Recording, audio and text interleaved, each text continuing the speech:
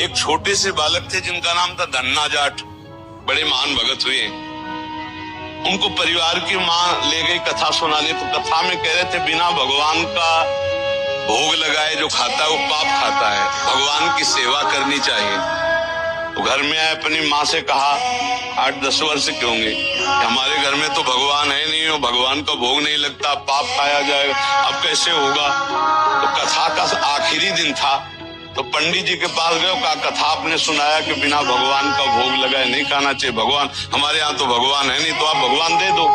तो उन्होंने देखा कि बच्चा है, तो उन्होंने कहा देखो कथा समाप्त होगी तब भगवान दे देंगे। अब वो दूसरे दिन जब जाने लगे तो उनके पीछे चले, भगवान दे दो गुरुजी आप कह रहे थे। तो उन्होंने सोचा लड़का है, इसको ठाकुर जी तो दे नहीं सकते, तो भांग खाते थे, तो भांग का बट्टा ऊपर का, कहा ये भगवान है ले लो।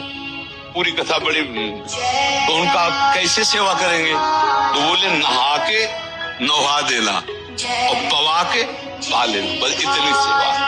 ओ इतने खुशी हो, देखो विश्वास है क्या, भांग का बट्टा, इतने खुशी हो गए कि मुझे ठाकुर जी मिल गए, मुझे भगवान मिल गए। घर में गए, नहाया और ठाकुर जी को ना, वही मतलब भांग के बट्टा को ना, और बाजरे की रोटी, गरीब आदमी सामने रखा, पाओ प्रभु। वहां प्रभु कहाँ, एक दिन हो गया, तो उन्होंने सोचा हमारे पास कुछ है नहीं, लगता पंडित जी के पास खीर पुआ सब सामग्री थी, तो ठाकुर जी पास, वो बिल्कुल ठाकुर जी मान गए। दूसरा दिन हुआ फिर वही बाजरा, तीसरा दिन हुआ फिर वही बाजरे की रोटी।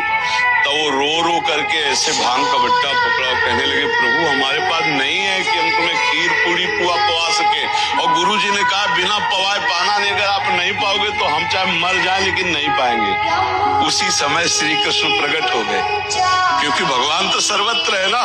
भांग के बट्टे की जगह में श्री कृष्ण बैठे हैं, उन्हीं की अवस्था का रूप लेके, और वो और बाजरे की रोटी शुरू कर दी पाना। तो बोले देखो तुम कितने निर्दयी हो, 3 दिन से तो हमें भूख लगी है और हमारे घर में ज्यादा कुछ है नहीं, 1-2 रोटी माँ बना पाते, गरीब आदमी, पूरी रोटी तुम नहीं पाओगे, आधी हमें दो आधी तुम पाओ।